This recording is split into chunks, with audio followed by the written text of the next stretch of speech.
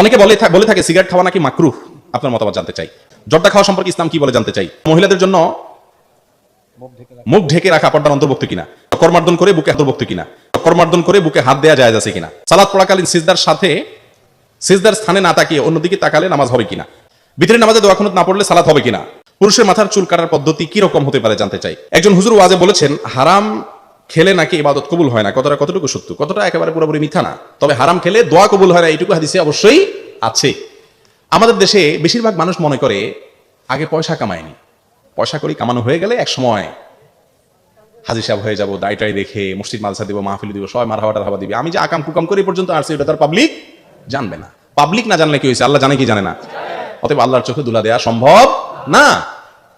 যারা মনে করেন যে আকাম কুকাম করে পয়সা করি করে শেষ বয়সে হাজি সাহেব সাইজা যাবো, গাজী সাহেব সাইজা যাবো, বা লেবাস পোশাক লাগাই ফেলাবো আর আগের গুলো সব ঢেকে যাবে, তারা বোকার স্বর্গে বাস করছেন। আল্লাহর কাছে কোনো কিছু লুকাইতো না। এই জন্য হারাম যে খায় তার দোয়া কবুল হয় না। এবং হারাম খেয়ে যে দেহ গঠন হয়, নবী সাল্লাল্লাহু আলাইহি ওয়াসাল্লাম বলেছেন আন্নারু আউলা বি, ওই দেহ জাহান্নামে যাবে, সেটা কখনো জান্নাতে যেতে। এমনকি বাইতুল্লাহ কাবা গিয়ে যদি দুই হাত তুলে দোয়া করেন, অনেকে আছে শ্রমিকের টাকা পয়সা দেয় না, প্রতি বছর যায় হজ করে, রমজানে ইতিকাফ করে মক্কা শরীফে, আর এদিকে শ্রমিকের টাকা দেয় না। আছে না নাই? এই হজ দেখে আল্লাহ রাব্বুল আলামিন হয়তো হাসেন। কারণ নবী সাল্লাল্লাহু আলাইহি ওয়াসাল্লাম বলেছেন আন্না ইউস্তাজাবু লিযালিক, আন্না ইউস্তাজাবু লাহ, যে ব্যক্তি হারাম দেহ গঠন করেছে, হারাম খেয়ে দেহ গঠন করছে, সে মক্কায় এসে যদি চিৎকার করে কাঁদতে থাকে, চোখের পানিতে বুক ভাসায় ফেলে, তার দোয়া কিভাবে কবুল হবে? আল্লাহ কখনো কবুল করবেন? এই জন্য হারাম খাওয়া বড় ডেঞ্জারাস। আমাদের দেশে আজকাল বেশিরভাগ মুসলমানদের ধারণা হলো যে পয়সা কড়ি হলে বাঘের কল্লাও পাওয়া যায়, টাকা হলে বাঘের কল্লাও পাওয়া যায়, এরকম একটা কথা আছে না আমাদের দেশে? অতএব বাঘের কল্লা জন পাওয়া যায়, আল্লাহরও পাওয়া যায়, বাঘে টাকা কামায়নি, এরকম একটা কনসেপ্ট আছে না নাই? ভুল ধারণা। আল্লাহ আমাদেরকে বোঝার তৌফিক দান করুন। একজন বোনের প্রশ্ন, মহিলাদের জন্য মুখ ঢেকে রাখা পর্দার অন্তর্ভুক্ত কিনা। জি ভাই, মহিলারা মুখ ঢেকে রাখবেন।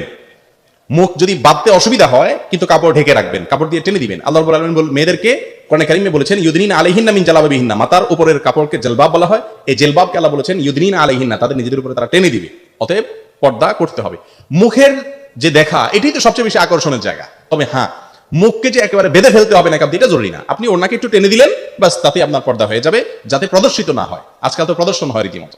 তবে হ্যাঁ, অনেক ওলামায়ে কেরাম এবারে মত পার্থক্য করেছেন। কিন্তু এই যুগে যেখানে পশু পাখি পর্যন্ত নিরাপদ না, 6 বছরের মেয়ে নিরাপদ না, 70-80 বছরের বৃদ্ধা নিরাপদ না, সেখানে একজন যুবতী মেয়ে নিজের মুখমণ্ডলকে খোলা রাখবেন এবং সমস্ত আল্লাহ তো বলেছেন জিনাতাহুন্না, সৌন্দর্য প্রকাশ করবে না। সকল সৌন্দর্য কোথায় থাকে?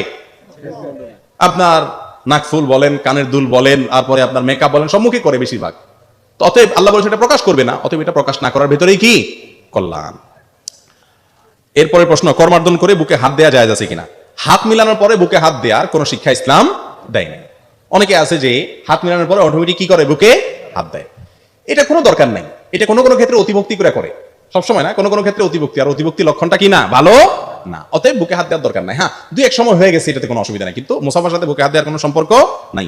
সালাত পড়াকালীন সিজদার স্থানে না তাকিয়ে অন্যদিকে তাকালে নামাজ হবে কিনা। নামাজ হয়ে যাবে, কিন্তু উচিত হলো নিজের নামাজের এরিয়াতে তাকানো, ডানে বামে না তাকানো, কিন্তু নামাজ হয়ে যাবে যদি অন্যদিকে তাকায়। ভিতরে নামাজে দোয়া কুনুত না পড়লে সালাত হবে কিনা। আরবের অনেক উলামায়ে কেরামের নামাজ হয়ে যাবে, কিন্তু ইমাম আবু হানিফা রাহিমাহুল্লাহ সহ অনেক উলামায়ে কেরামের ভিতরের নামাজে দোয়া কুনুত ওয়াজিব, যার কারণে ভিতরের নামাজ ইচ্ছাকৃত ভিতরের নামাজে দোয়া কুনুত না পড়লে ভিতরের নামাজ আদায় হবে না। এই মত অনুযায়ী পুরুষের মাথার চুল কাটার পদ্ধতি কি রকম হতে পারে জানতে চাই। পুরুষের মাথার চুল হয় রাখবেন আর না হলে কাটবেন। রাখার পদ্ধতি 3টা: কানের লতি বরাবর, কাঁধ বরাবর, আর একটু বড়। জুম্মা, লিম্মা, ওয়ফরা, 3 ধরনের চুল রাখা যায়। আর যদি কাটেন, ছোট করেন, তাহলে পুরো মাথার চুল ছোট করবেন সমান করে। কিন্তু মাথার এখান দিয়ে কয়েকটা চুল রাখলেন, এদিক দিয়ে চাইছে ফেললেন, এদিক দিয়ে একেবারেই জিরো মারলেন মেশিনে, এদিক দিয়ে একেবারে বড় বড় আপনার তাল গাছের আঁশের মতো। এরকম অনেক ফুটবলার রাখে কি রাখে না? তো এদের দেখে দেখে আমাদের অনেক যুবকরাও রাখে, আছে না নাই? এটাকে হাদিসের ভাষায় বলা হয়েছে কাজা। পরিপূর্ণভাবে হাদিসে নিষেধ, এভাবে চুল কাটা জায়েজ না, এটা হারাম। এগুলো হলো একরকমের মাতলামি। এই যে এখন দেখবেন কানে দুল পরে ছেলেরা, আছে না নাই? আবার ওই যে নাকেও পড়া শুরু হয়েছে, আমাদের দেশে কম, ওই পশ্চিমা দেশগুলোতে আছে, নাকের মধ্যে কি লোহা একটা বলে থুয়ে দেয়। তো এই জন্য বললাম, কত রকমের মাতলামি পাগলামি যে দুনিয়াতে হবে কিয়ামতের আগে, সবচেয়ে উত্তম স্টাইল হলো মুহাম্মদুর রাসূলুল্লাহ সাল্লাল্লাহু আলাইহি ওয়াসাল্লামের স্টাইল। আল্লাহ তাআলা সেটা আমাদেরকে ধারণ করার তৌফিক দান করুন। জর্দা খাওয়া সম্পর্কে ইসলাম কি বলে জানতে চাই। ভাইরা আমার, জর্দার মধ্যে যেটা মিষ্টি জর্দা, বিশেষ করে এটা আমাদের চাচাদের মুরব্বীদের শোনা দরকার। মিষ্টি জর্দা যেটা শুধু গ্রানের জন্য খাইলেন, যদি ক্ষতিকর কিছু না থাকে, এটা জায়েজ আছে। কিন্তু তামাক যে জর্দা আছে, সেই জর্দা খাওয়া জায়েজ হওয়ার কোনো রাস্তা নাই। মুশকিল হলো অনেক হুজুররাও খায়। কোথায় থুতু মারবো, নিজের গায়ে আসবে, কিন্তু উপায় নাই। তামাক এটা সিগারেটের ভিতরে ভরে টান দিলে সেটা যদি নাজায়েজ হয়, তাহলে এটা ডাইরেক্ট চাবায় চাবায় খেয়ে ফেললে তো ডেঞ্জারাস ব্যাপার হয়ে যাবে, ঠিক না ঠিক? আর দ্বিতীয়ত হলো মাহাররামা কালিলুহু মাহাররামা কাসীরুহু ফাকালিলুহু হারাম। যে জিনিসটা বেশি খাইলে হারাম হয়, ওটা অল্প খাইলেও কি হয়? হারাম। আপনি বলবেন আমি এক চিমটি খাচ্ছি, ওই এক চিমটি হারাম। কারণ তামাক মুঠ ভরে যদি কেউ তামাক খায়, আপনি তাকে জায়েজ বলবেন? তাহলে অল্প খাওয়া কি হবে না, জায়েজ হতে পারে না। এই জন্য পান খান, পান খাওয়াকে হারাম বলা যাবে না। কিন্তু কিন্তু পান খাওয়াটাও আসলে আল্লাহ মাফ করে, এটার উপকারিতা কি? এটা কি পেট ভরে? কি বলেন, কোন উপকার আসে? এটা যে চাবাইতে থাকে, এটার উপকারিতাটা কি? এটা একটা অভ্যাস, সোজা কথা। মুসলমান তো অনপকারী কাজ করতে পারে না, বা অযথা কাজ করতে পারে না, এটা একটা ব্যাপার। এরপরে আসেন, এই খাইতে খাইতে পান যারা খায়, তারা খাওয়ার কোনো আদব রক্ষা করে থাকতে পারে? হাইটে হাইটে খায়। ওলামা ইকরাম জানেন, মুহাদ্দিসিন ইকরাম আগের যুগে যারা হাদিস বিশারদ ছিলেন, রাস্তায় হাইটা বাদাম খাইছে কোনো লোক, তার কাছ থেকে আর হাদিস নিত না।